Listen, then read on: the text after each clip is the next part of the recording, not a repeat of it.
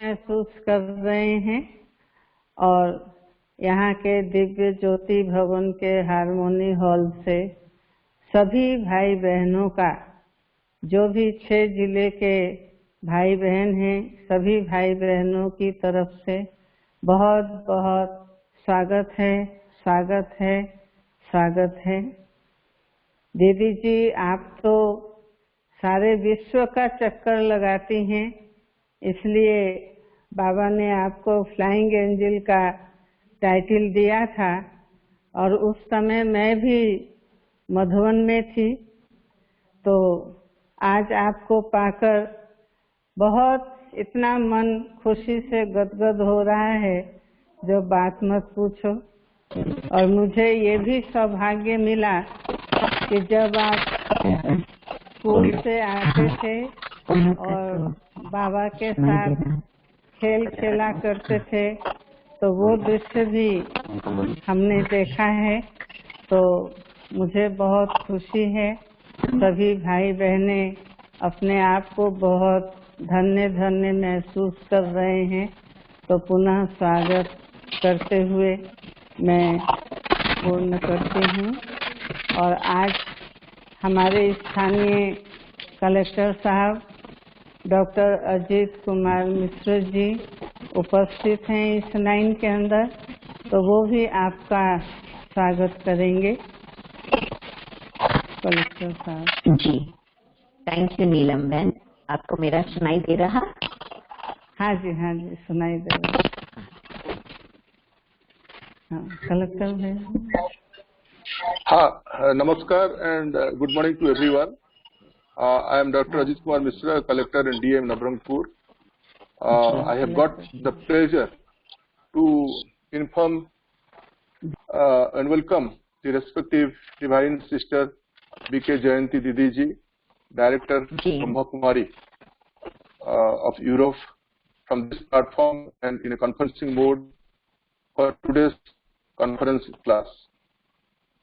Incidentally, I had been to Nabarangpur Subzone Brahma Kumari Vidyalaya yesterday, and I had a detailed discussion with Nila Didi ji and other sisters and other brothers. I am extremely pleased to learn about you, and I, from my own side, told I will definitely be interacting with you and will take some divine tips from your good self. It is really an opportunity. Thank you, sister. It is really an opportunity, and we are fortunate that today we will be learning some more spiritual knowledge and Ragyo medicine from our sister B.K. Jayanti Didi ji. On this occasion, I must say that I could get the rarest of the rare opportunity to interact with our beloved Didi Janki ji, the ex-chief administrative head of Brahma Kumari, when Hargud had come to Nabarangpur district in last November 2008. I am glad to listen that you are continuing your study in Murli and meditation through online in spite of the present pandemic, COVID-19 and the lockdown situation. Again, I am thankful to you, and really it is an opportunity to interact with you and to learn some tips from you. Thank you very much. Okay. Thank you, Dr. Mishra. It's my honor and privilege to connect with you, and thank you for your very warm welcome. I'm happy to be here with all the brothers and sisters from Narayanpura in Odisha. And so, Dr. Mishra, thank you. जी, ओम शांति और नमस्कार। कल मम्मा का दिन आ रहा है, तो हम सभी मम्मा को बहुत प्यार से याद कर रहे हैं, क्योंकि हम जानते हैं कि यज्ञ की स्थापना में बाबा तो शिव बाबा का रथ थे ही, परंतु साथ ही साथ मम्मा की हाजिरी अथवा मम्मा की शिक्षाएं पालना, उस आधार पर जो यज्ञ की इतनी मजबूत नींव पड़ी, जो आज विश्व के सब कोने कोने में बाबा का संदेश फैल गया है। तो मम्मा का आप सोच सकते हैं कि कितना बड़ा योगदान था। और जो अभी हम बातें करने जा रहे हैं गुणगणाई और साथ साथ फिर साक्षी दृष्टा, उसमें भी मम्मा का प्रैक्टिकल वो स्वरूप था जिसमें हर एक को ये लगता था कि हाँ मम्मा मिस्र की बातें सुना रही है परंतु मम्मा प्रैक्टिकल की बातें कर रही है। तो हमारा ये भाग्य रहा जो मम्मा से भी मिली 3 बारी और बाबा से तो अनेक बार मुलाकात रही, परंतु साथ ही साथ 40 वर्ष दादी जानकी के एक ही कमरे में साथ साथ रहना हुआ। Unmuted.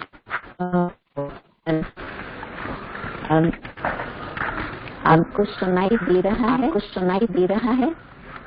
जी जी जी, आवाज आ रहा, आवाज आ रहा। जी जी जी जी। तो दादी जानकी के साथ भी, दादी जानकी के साथ भी 60 वर्ष जानती थी, 60 वर्ष जानती थी। तो हमारे पास एको आ रहा है, हमारी आवाज आ रहा है, हमारी आवाज उसका कुछ अभी, उसका कुछ अभी ठीक है।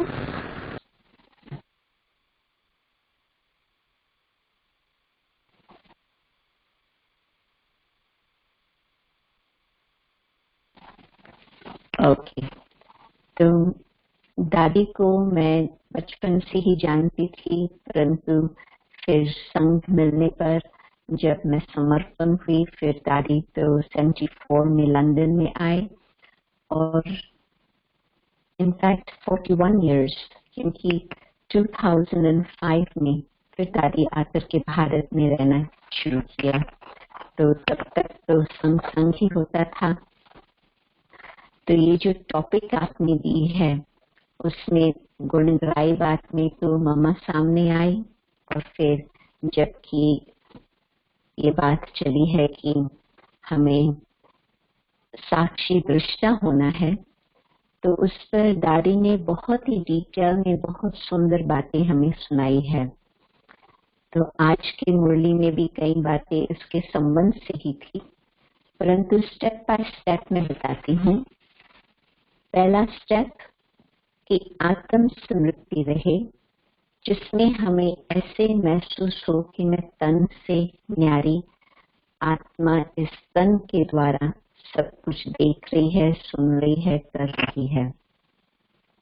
तो फर्स्ट स्टेप न्यारी। Second step detach.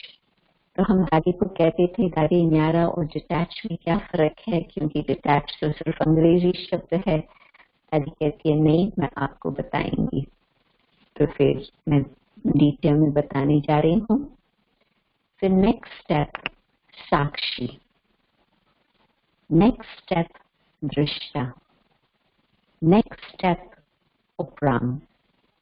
तो ये 5 स्टेजेस दादी हमें डिटेल में बताती रही है।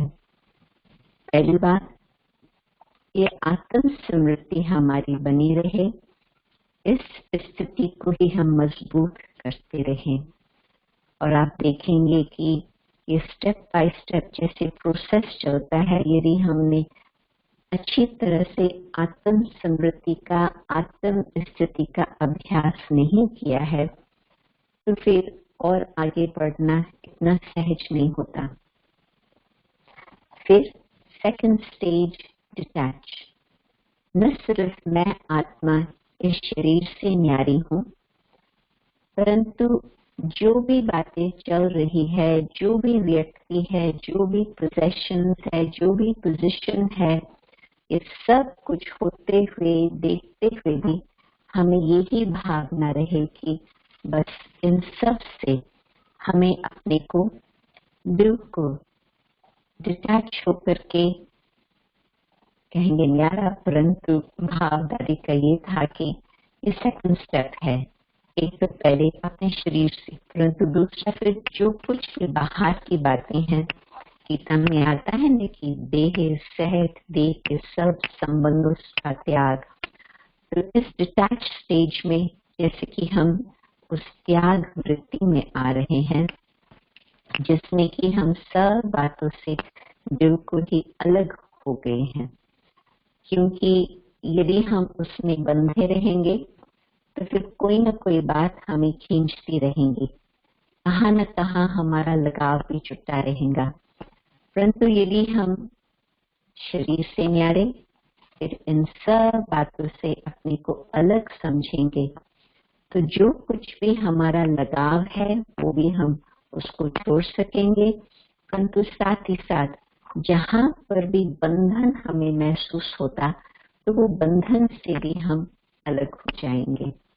तो ये डिटैच स्थिति, शब्दों में बोलना तो बहुत सहज है, परंतु एक एक स्टेप का अभ्यास।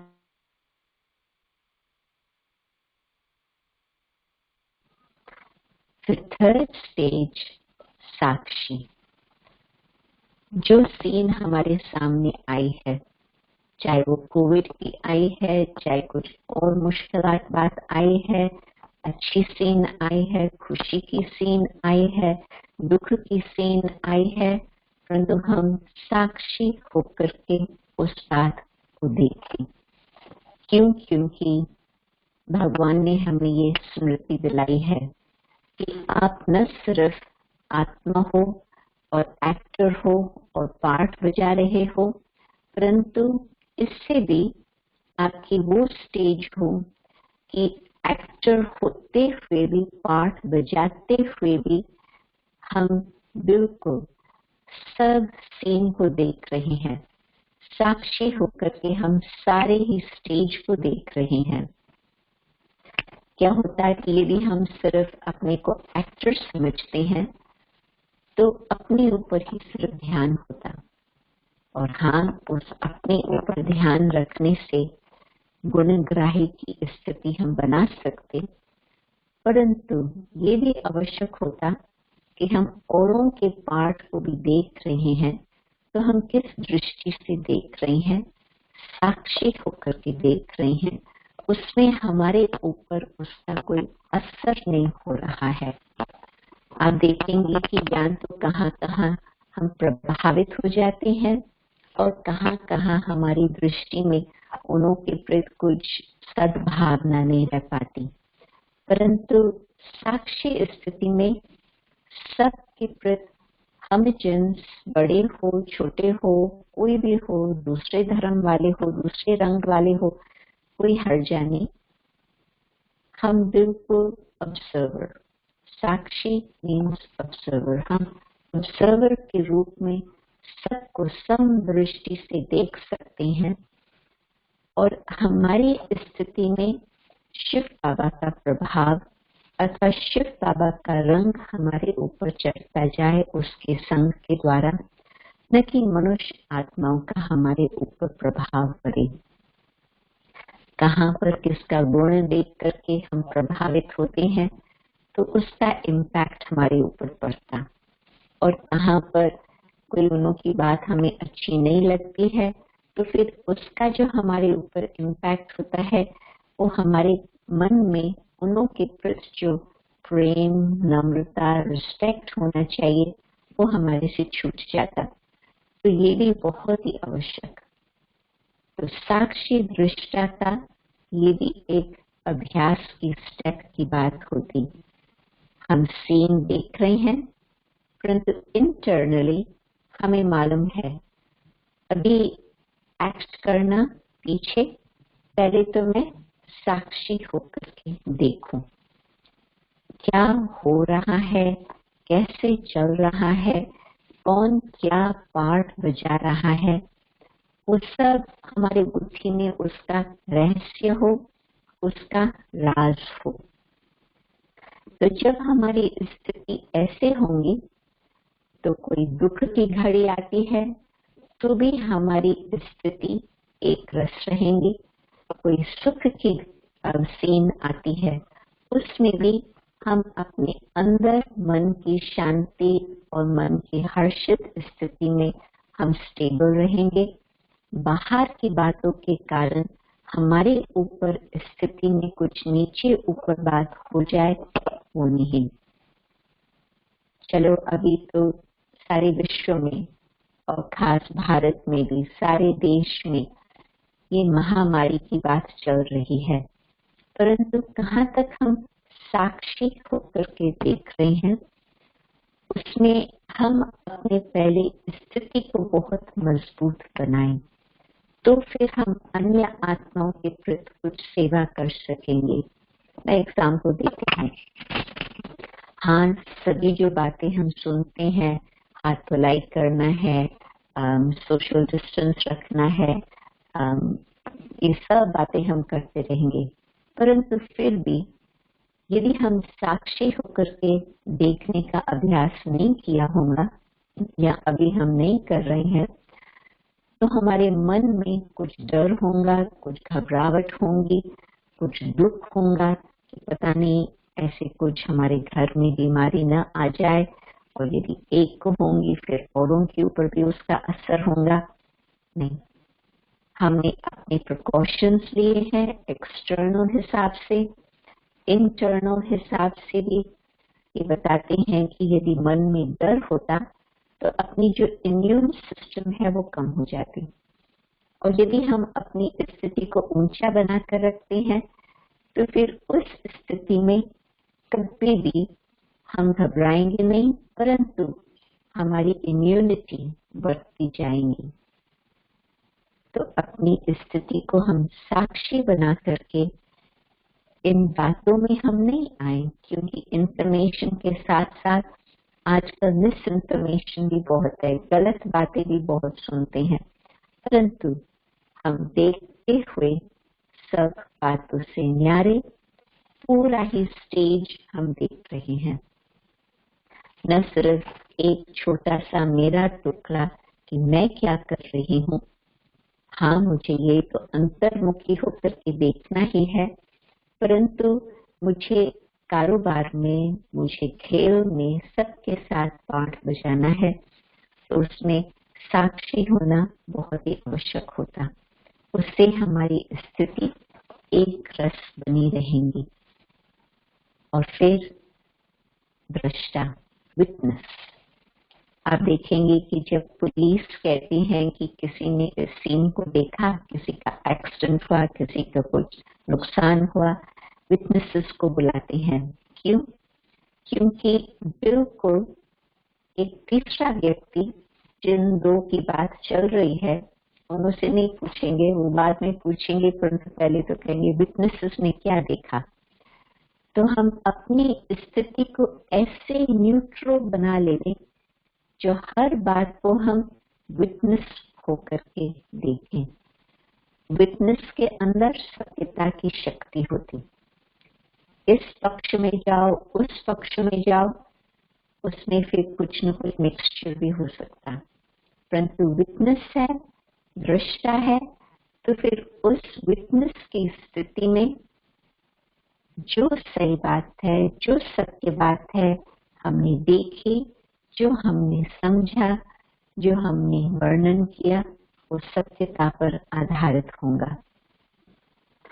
तो आप सोचो कि भगवान साक्षी भी है, दृष्टा भी है, तो भगवान जो कुछ सीन देख रहा है, किसने पाप कर्म किया, भगवान कोई नाराज नहीं होते, परंतु हाँ, उस आत्मा को कहाँ न कहाँ से शिक्षा मिले कि सही मार्ग क्या है, ताकि उस आत्मा का भी उद्धार हो सके। भगवान हर आत्मा के प्रति कल्याण की भावना रखते, और यदि कुछ पाप कर्म तो छोड़ो, परंतु कुछ पुण्य कर्म भी कर रहा है तो भी भगवान साक्षी दृष्टा होकर देखते, क्योंकि भगवान को मालूम है कर्म और फल का जो नियम है वो ड्रामा के अनुसार बिल्कुल एक्यूरेट वो नूंदी हुई बात है, वो ऑटोमेटिक मशीन चल ही रही है। बाकी भगवान ये भी उस आत्मा के लिए शुभ भावना रखते कि उस आत्मा को अहंकार न आ जाए। हाँ, मैं तो बहुत अच्छा हूँ, मैंने तो बहुत पुण्य कर्म किया है, क्योंकि कलयुग के अंदर नशा भी चढ़ना बहुत सहज होता है, जल्दी ये सब बातें आ जाती, परंतु उस हिसाब से वो भी देखे कि हम भी देख रहे हैं कि उसने कुछ गलत किया। भावना अच्छी होंगी, कैसे न कैसे हम उस आत्मा को समझाएंगे परंतु कहते हैं कि जो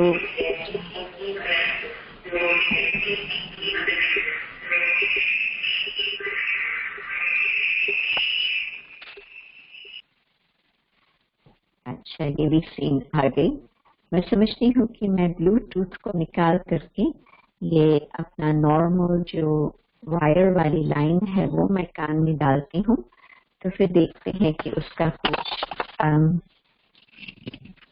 ये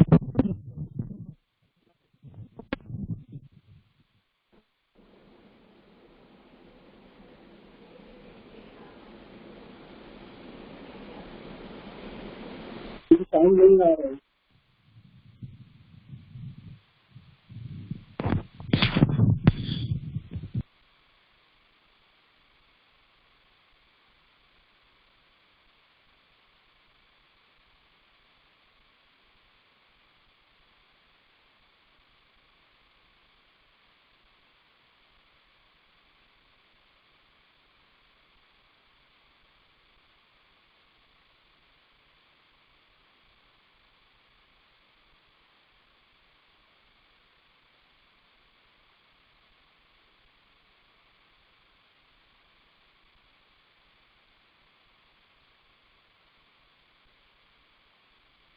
ओके।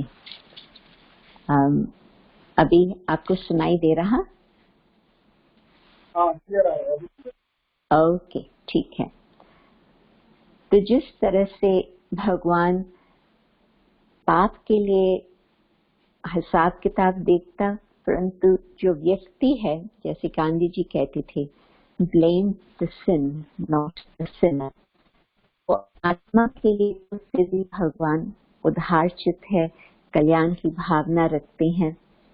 बिल्कुल जो भगवान अपनी सत्यता में स्थिर है, तो हम भी बाबा के बच्चे हैं, भगवान के बच्चे हैं, तो हमें भी अपनी स्थिति ऐसी ही स्थिर बना करके रखनी होगी। तो आप सोचो कि कितनी ऊंची स्थिति बनानी होती है। कुछ भी हो रहा हो, असर न हो, तभी तो आप सोचो कि हम अन्य आत्माओं की सेवा कर पाएंगे। यदि हमारे ऊपर इन सब बातों का नेगेटिविटी का प्रभाव पड़ता जा रहा है, तो हमारी स्थिति ठीक नहीं हो पाती। तो ऐसे अपनी स्थिति दृष्टा और फिर उपराम, सब बातों से हम अपनी ऊंची स्थिति बना करके ऊपर की स्थिति से सब कुछ देख रहे हैं, अपना जो कुछ करना है वो भी कर रहे हैं, परंतु बिल्कुल मन में एक ही भावना, सबका कल्याण हो, सबका भला हो, और कोई भी बात हमें नहीं चाहिए। हमको अपना स्वार्थ कुछ नहीं है, सेवा के लिए भी कोई स्वार्थ की बात नहीं है, परंतु भावना यही कि हर आत्मा को कुछ प्राप्ति हो, हर आत्मा भगवान के नजदीक आ सके। तो ये जो स्टेजेस है, बताने में तो कुछ मिनट ही लगते हैं, परंतु आप सोचो कि भगवान की तो ये सदा स्थिति है, और हमारी भी स्थिति बन सकती, परंतु जबकि हम इस प्रकार से पुरुषार्थ करते रहें, तो हमारी स्थिति उस अनुसार बन पाएंगी। तो 5 स्टेजेस याद है ना? न्यारा, फिर डिटैच, फिर साक्षी, और फिर दृष्टा, और फिर उपराम। और यदि हम उपराम स्थिति को धारण करते हैं, तो बहुत ही जल्दी हमारी कर्मातीत स्थिति, जिसमें सर्व कर्म बंधन हमारे समाप्त, और बाकी रहा पुण्य कर्म का खाता, और वो पुण्य कर्म अपने में हम संस्कार वो बना करके, वो जमा करके, फिर और आगे हम जा सकते हैं, जिसमें हम कहेंगे कि जीवन मुक्त स्थिति हम अभी भी अनुभव कर सकते हैं, और भविष्य में तो जैसा बीज वैसा फल, वो तो फिक्स है ही ड्रामा अनुसार। और एक तरफ ये अपना इंटरनल पुरुषार्थ चलता रहे, और जितना जितना हमने साक्षी स्थिति को धारण किया है, अनुभव किया है, उस अनुसार क्या होगा कि हम हर एक के गुण देखने में अपना दृष्टि रखेंगे। बाबा की उस दिन बहुत अच्छी बात थी, मैं समझती कल परसों की ही बात थी, जब बाबा ने कहा कि जो अवगुण का देखने का नेत्र है उस नेत्र को ही बंद कर लो। क्या है कि ये भी एक आदत की बात होती। जब 10 प्रकार का भोजन आपके सामने आए तो आम तौर से मनुष्य 9 चीजों का वर्णन नहीं करेंगे, जिस एक में बहुत ज्यादा नमक पड़ गया उसका ही वर्णन करेंगे। 9 बातें तो अच्छी थी, बिल्कुल एक्यूरेट थी, मन पसंद थी, जीभ पसंद थी, उसका तो आनंद ले लिया। वर्णन किस बात का होगा? जिस चीज में नुक्स होगा। तो कई मुझे कहते हैं कि ऐसा क्यों?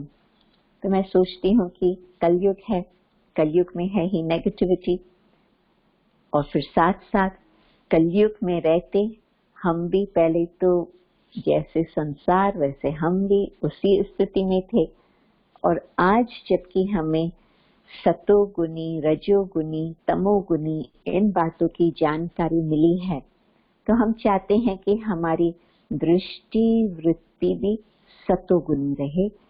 क्यों? क्योंकि सतोगुनी दृष्टि वृत्ति होंगी तो हम सतो प्रधानता की ओर जा सकेंगे। उसमें भी देखो सतो प्रधान, जो सत्य शब्द आता है वो ही आता। क्यों? क्योंकि सतो प्रधान स्थिति है सत्य की निशानी, तमो है कलयुग की निशानी, और बीच में रजो आती है तो वो तो द्वापर युग की निशानी। परंतु अब हम तमो गुण रजो गुण से हम पार चले गए, हमें तो सतो गुणी दृष्टि और वृत्ति रखनी होगी, तो हम सतो प्रधान दुनिया में जा सकेंगे। और उससे भी और ऊंचा, न सिर्फ हम सतो प्रधान दुनिया में जाएं, परंतु हम भगवान का साथी बन करके सतो प्रधान दुनिया की स्थापना के कर्तव्य में हम मददगार रहें। तो पहले तो खुद को सतोगुनी बनाना होगा, तो हम सच्चे सच्चे मददगार रह सकेंगे। तो सतोगुनी में यही बात आती है, गुण ग्राहक दृष्टि, और तमोगुण में 10 चीजों में से एक चीज गलत है, उसी का ही वर्णन हम करेंगे।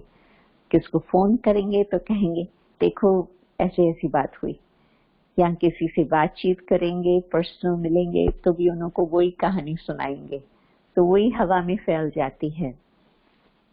आजकल आप देखो कि ज्यादा में ज्यादा वायरल चीजें सोशल मीडिया में किस प्रकार की होती, जो हिंसा, मारामारी, कुछ ऐसे एक्सीडेंट हो गया, कुछ गिनती के कुछ चुने हुए बातें होती है अच्छी, जो फिर वायरल भी बन जाती।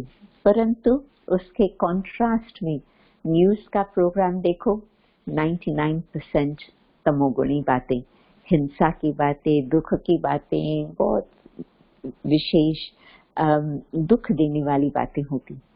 रजोगुणी मिक्सचर, कब कुछ।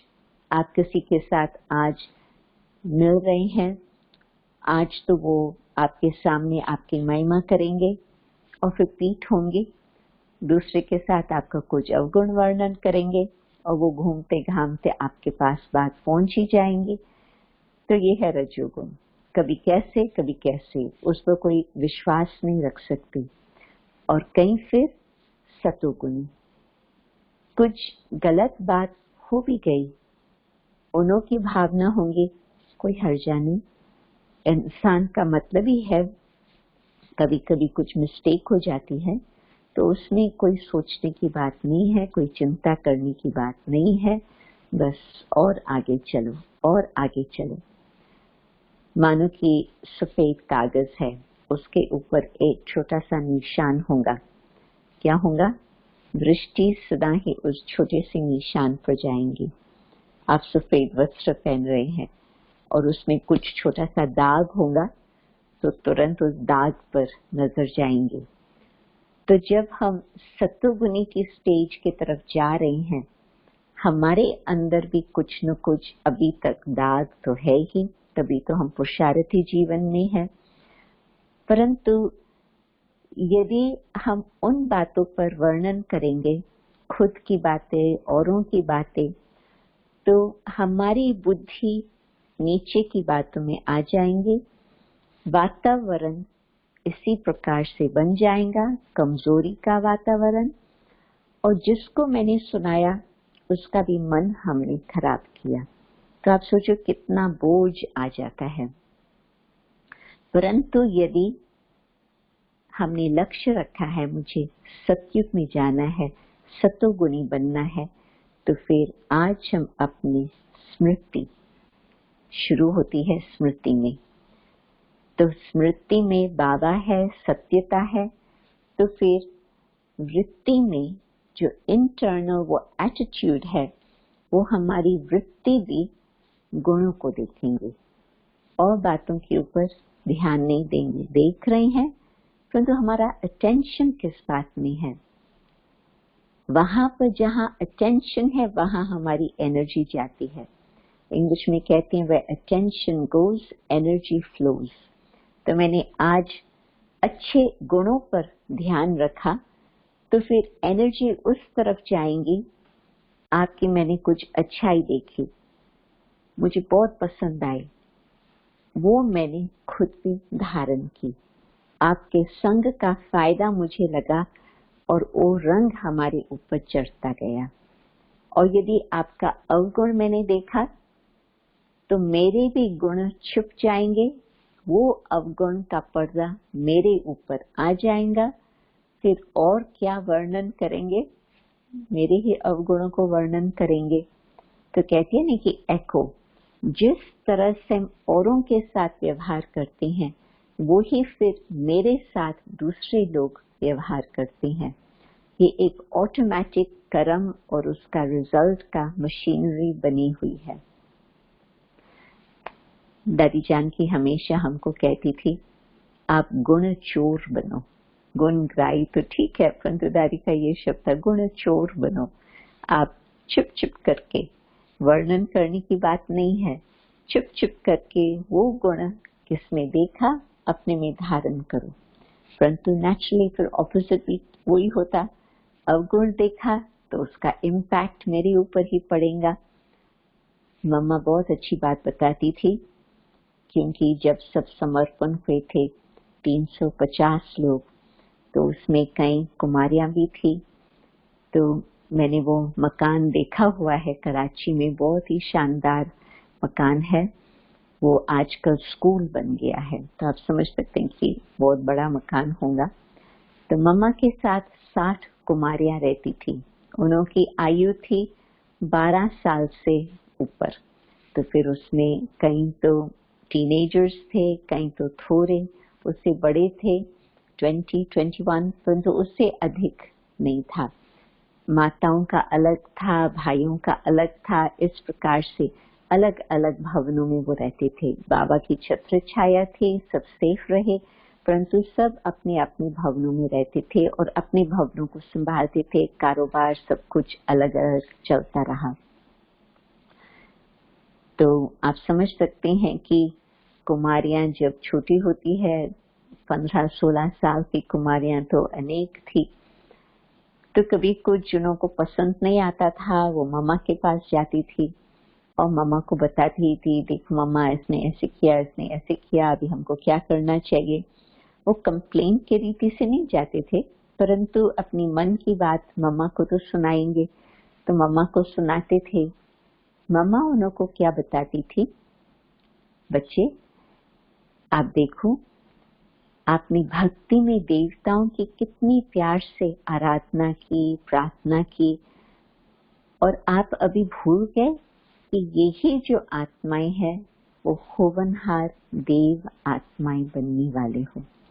तो जिस भावना से, जिस श्रद्धा से आप उन देवताओं के जड़ मूर्तियों को याद करते थे, अभी आप सोचो कि भगवान ने आपको चांस दिया है चैतन्य मूर्तियों के साथ, तो क्या देवताओं के साथ व्यवहार करने में। तो आप सोचो कि आप किसकी गिलानी कर रहे हो।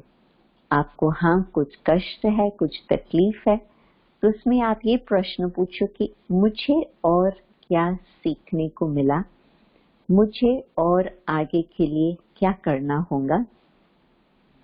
तो यदि आपके मन में इस प्रकार की भावना होंगी तो जरूर आप फिर बिल्कुल उन्हों के साथ प्रेम का व्यवहार, बहुत मीठा व्यवहार, रिस्पेक्ट का व्यवहार कर सकेंगे।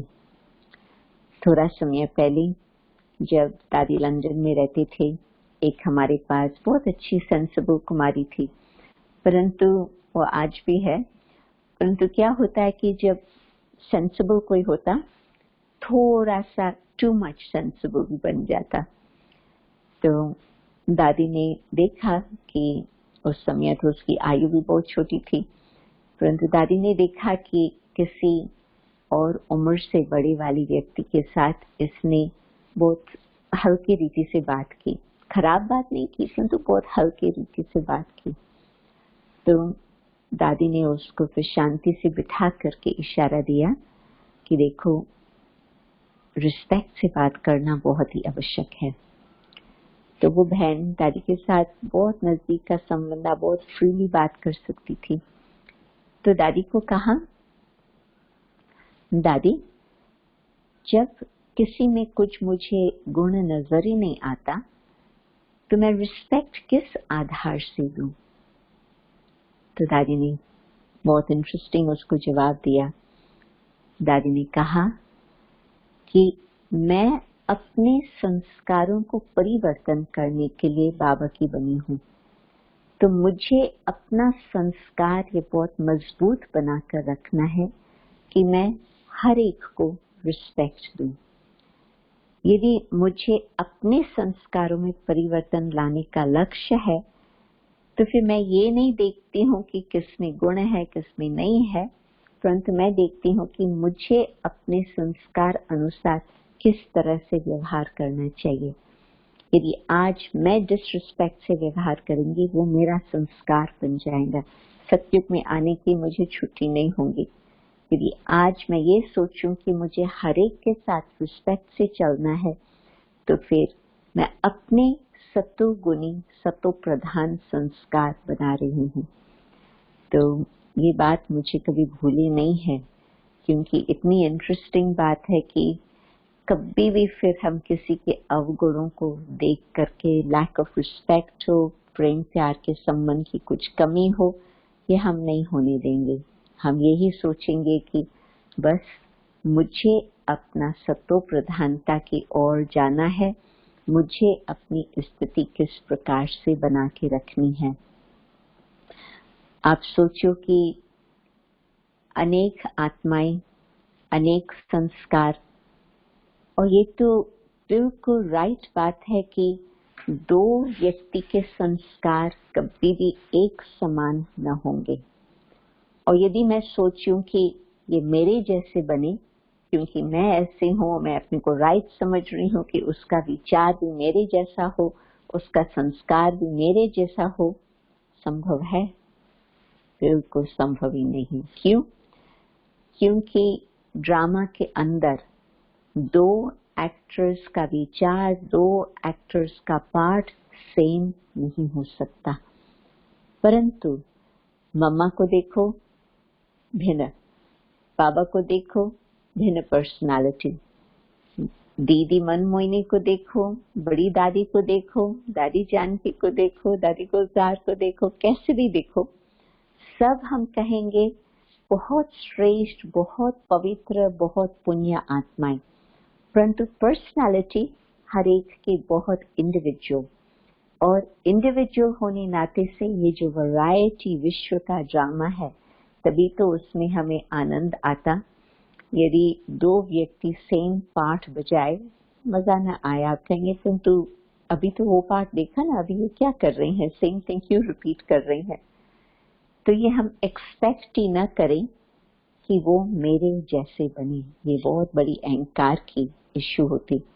और यदि हम कहते हैं कि मेरी बात इन्हों को अच्छी लगनी चाहिए, उन्हों को भी माननी चाहिए, उन्हों की बात ठीक नहीं है, ये भी कहेंगे अहंकार, बहुत बड़ा देह अभिमान।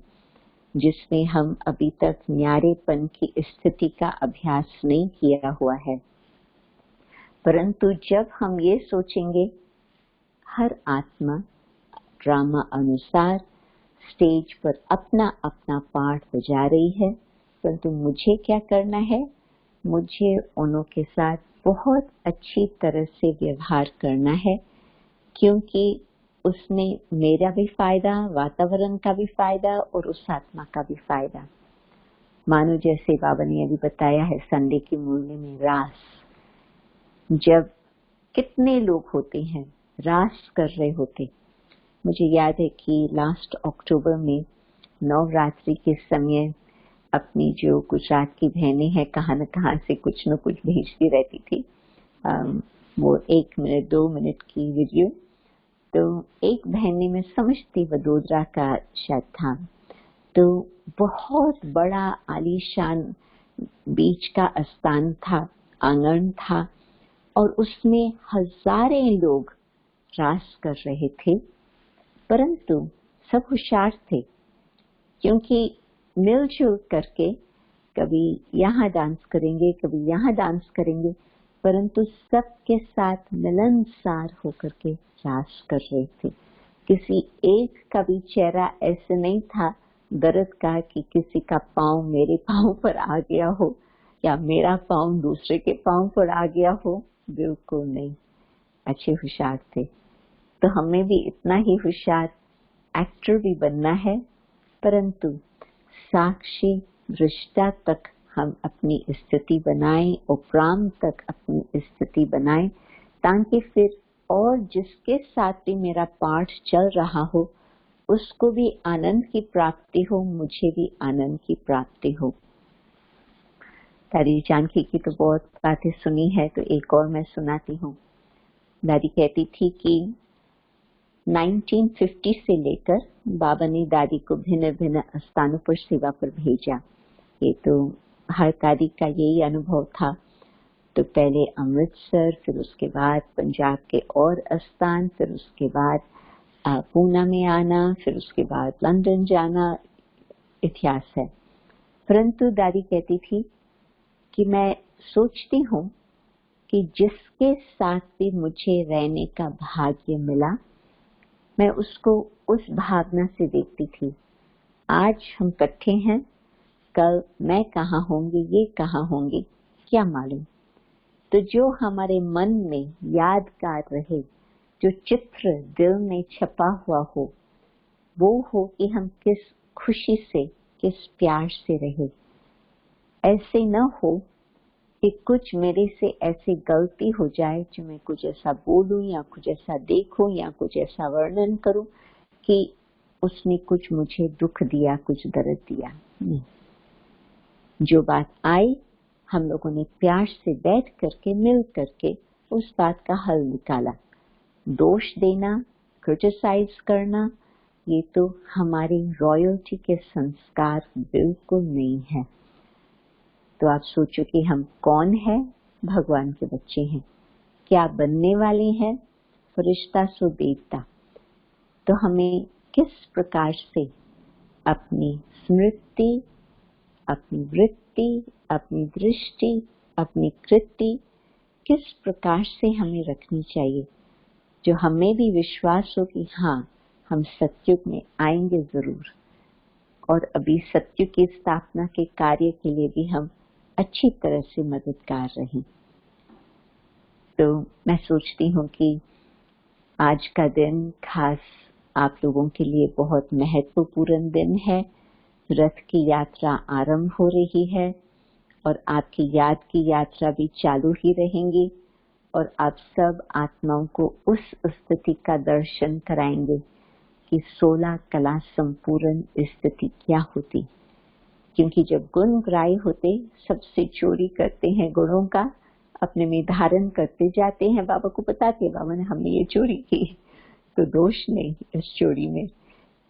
तो हम हर एक के गुण धारण करते जाएं तो क्या बन जाएंगे, 16 कला संपूर्ण। तो हम लक्ष्य रखें तो अवश्य वहां तक पहुंच ही जाएंगे।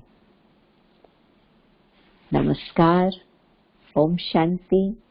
धन्यवाद नीलम बहन को, डॉक्टर मिश्रा जी को। जी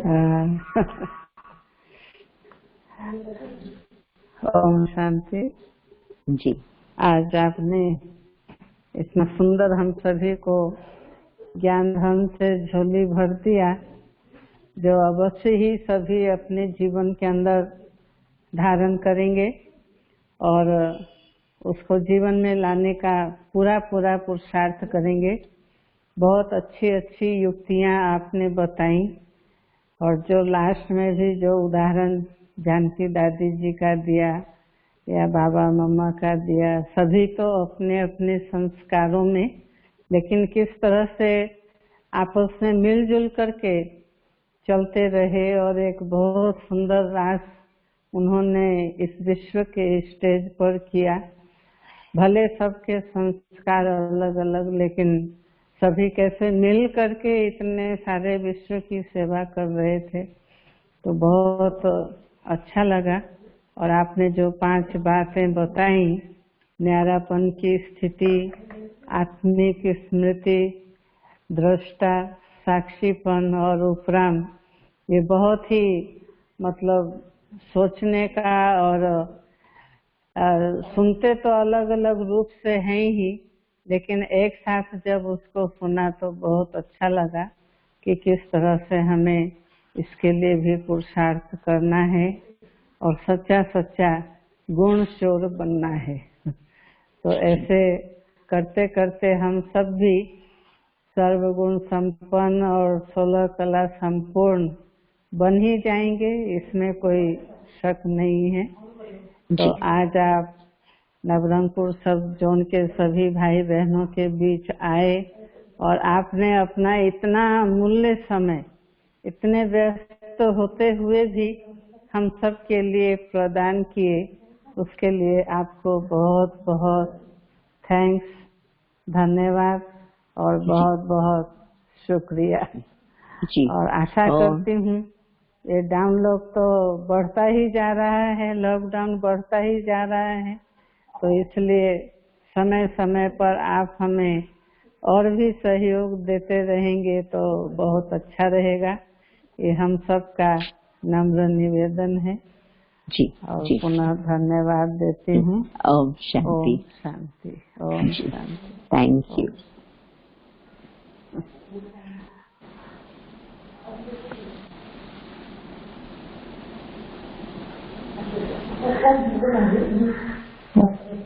पूरा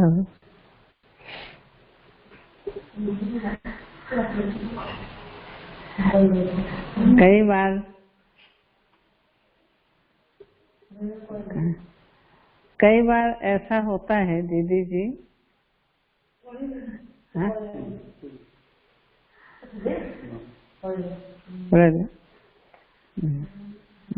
ठीक।